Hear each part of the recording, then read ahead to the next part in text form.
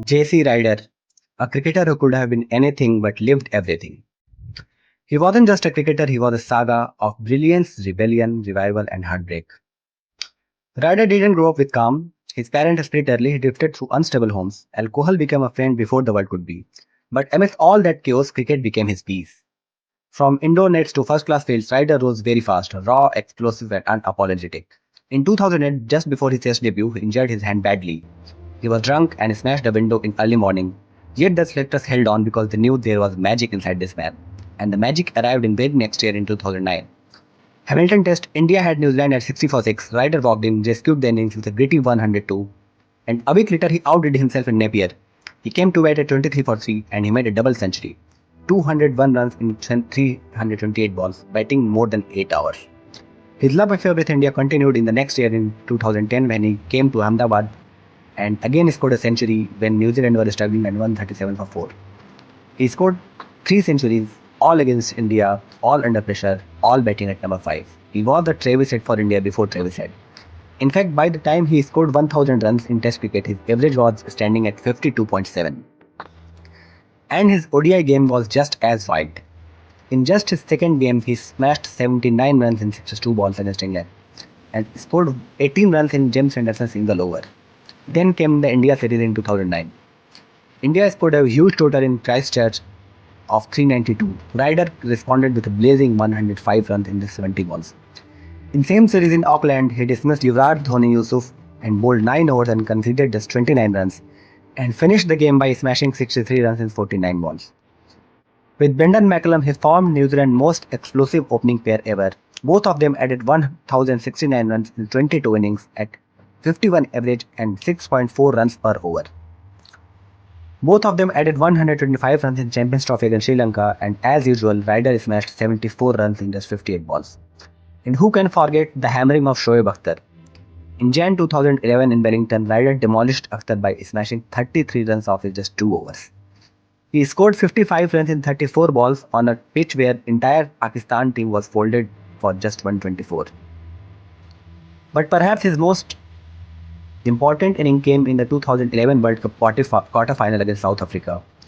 New Zealand were 16 for 2 and it was a sluggish and slow pitch. Ryder stood tall and scored 83 runs, 121 deliveries in low-scoring thriller. Entire game, no other batter managed to score a half century. But with Jesse, for every step forward, there were 2 steps back. In 2009, he was dropped after skipping training. In South Africa tour, he broke a chair after dismissal. He injured again in 2010 and almost all the time he was in headlines but for the wrong reasons. He was mentally so exhausted that by March 2012 he took an indefinite break and then disaster struck. In March 2013 he was attacked outside a Christchurch bar. Twice, 2 separate incidents, a fractured skull, internal bleeding, and he was placed in a coma. At that moment cricket wasn't the question, survival was. But Jesse Ryder survived, and how? Within a year, on 1st Jan 2014, he returned with a storm.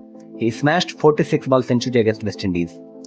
But the same day, Corey Anderson hit a 36-ball 100 and Jesse was overshadowed. But in the same game, he bowled 4 overs for 13 and took a wicket, reminding everyone the firewall is still burning.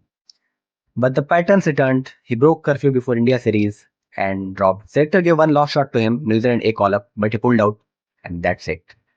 Jesse Ryder never returned to international cricket, and he was just 30 years old at that time. But he found joy again in the county cricket for Essex. In 2015, he scored 806 runs and took 44 wickets in same season. Even in his last professional year, 2018, for New Zealand domestic season Plunket Shield, he scored 640 runs at 71 average.